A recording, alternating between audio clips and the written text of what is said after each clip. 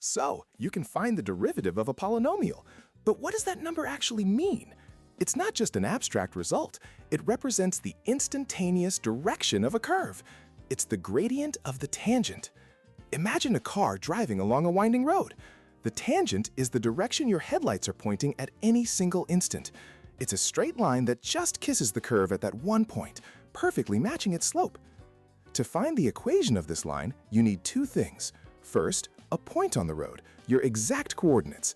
You get this by plugging your x value into the original function. The original function always tells you your position. Second, you need the gradient, or the steepness of the road at that exact spot. For that, you plug your x value into the derivative. The derivative reveals your direction. Now meet the tangent's partner, the normal. This is a line that's perfectly perpendicular to the tangent, sticking out at a 90-degree angle. In the real world, this is crucial. It's the line light follows when reflecting off a curved mirror, or the direction of the normal force holding you on a ramp.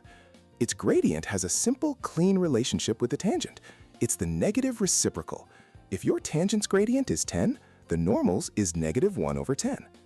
The process is a simple recipe. Step 1, get your point from the original equation. Step 2, get your tangent's gradient from the derivative. Step 3, use the point gradient formula. If you need the normal, just find the negative reciprocal of the gradient before that final step. Ultimately, it all boils down to one critical distinction. The original function gives you position. The derivative gives you direction.